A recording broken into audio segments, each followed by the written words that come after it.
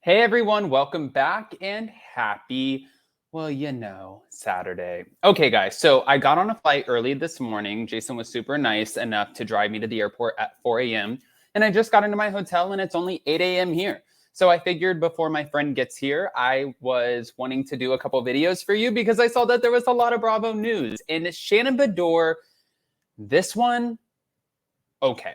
We're going to jump right into all of it, but I did want to say congratulations to us and the Addams family because we hit 200,000 subscribers on the main channel, and I believe we're at 34 or 35,000 on the second channel. You guys are absolutely amazing. I love you so much. Smash the like button, show some love, and let's jump right in.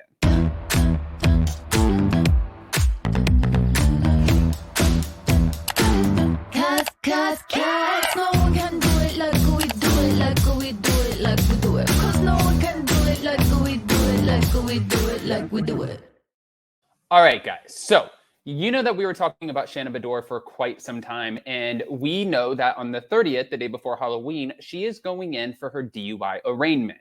So this is going to be a big deal. Now, I'm saying it's going to be a big deal because even though she's definitely not going to serve any time in jail, this is going to impact her life. Because what happens is when you get one DUI and you're charged for it, and she is officially charged for it.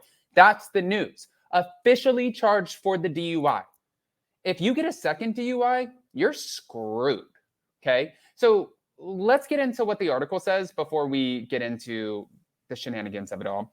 Now, Shannon Beador has officially been charged with a DUI and hit and run following her September arrest, and this is what TMZ is just reporting. So both charges are misdemeanors. All right. The Real Housewives of Orange County star's blood alcohol content was allegedly 3 times the legal limit, as law enforcement sources told the outlet that she blew a 0.24% after the crash. 3 times the legal limit. Shannon Beador, you know what's kind of funny to me, and I don't want to speculate. It's not funny to me at all. I actually think it's just really terrible.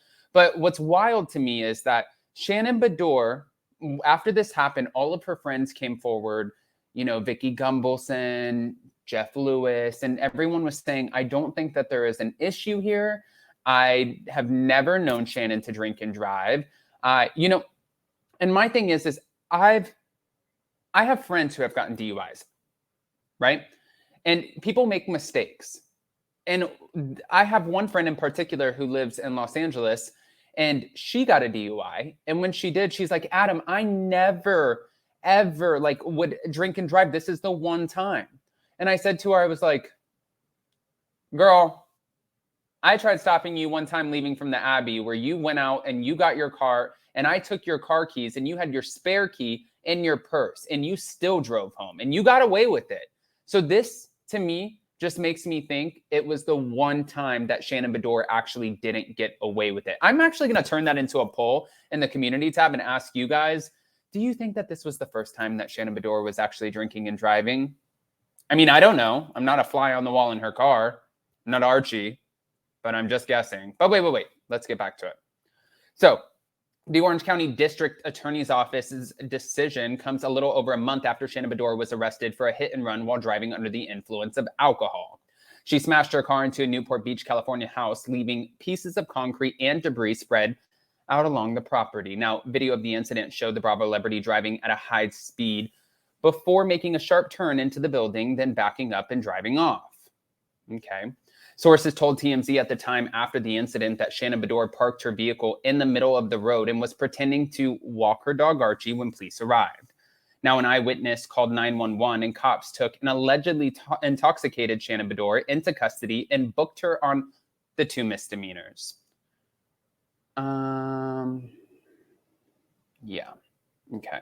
She was released the following morning after posting a $2,500 bail, which is nothing for her. And 2 days later, her pal, Jeff Lewis, revealed on his radio show that she was ashamed over what had occurred. That's not uncommon. That's the same thing that Gina Kirschenheiter said. I have had coffee this morning and I haven't been drinking coffee. I am ready to go and on one, and I am living for this life. So that's the same thing that Gina Kirschenheiter said. She said, this was one of the lowest moments. It was just a moment that you feel just completely ashamed. You feel like your world is crumbling down. You feel like when you walk into a restaurant, eventually, if you decide to go back to drinking and you order another drink, people are looking at you like you're going to make a mistake, or people are like, oh yeah, she got a DUI. There she goes drinking again. Girl has a problem. You know what I mean?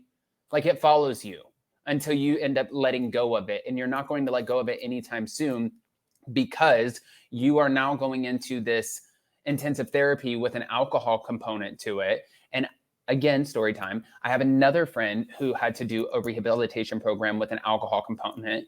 And when she did, she went in, and this was years ago. This was also not California. This was in Florida.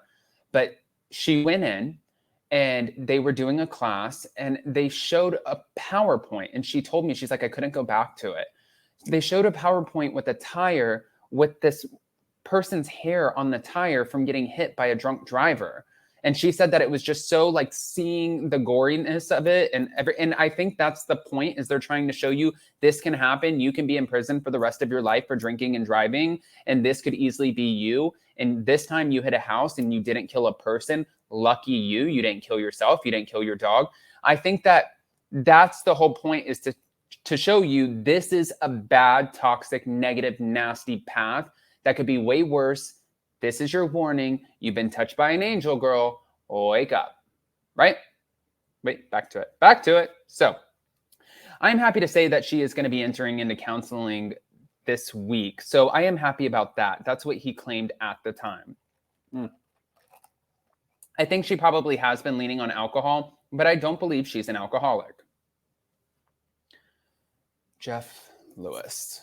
Well, Jeff is going to be one of the moderators at BravoCon, so I'm wondering can somebody please stand up, grab the mic, and just like taunt and tease him for a second and be like, girl, you don't believe your friend has an issue with alcohol? You're a smart man, Jeff Lewis. The Flipping Out alum also shared that Shannon Beador had been injured in the crash but was recovering, and she was later seen with facial bruising and a cast on her left arm, with Archie unharmed. Now, the Real for Real founder reportedly enrolled in an outpatient behavioral wellness program with an alcohol component earlier this month, but she didn't utter a peep until last week, telling her Instagram followers in a video that she's not yet in the position to comment on her situation. She did say, though, but there will be a time when I can, and I intend to be open, honest, and authentic. Right now, I'm focusing on getting healthy, getting back to myself, and walking Archie. I don't think that, personally, if I had to guess, I don't think that she's going to be able to talk until,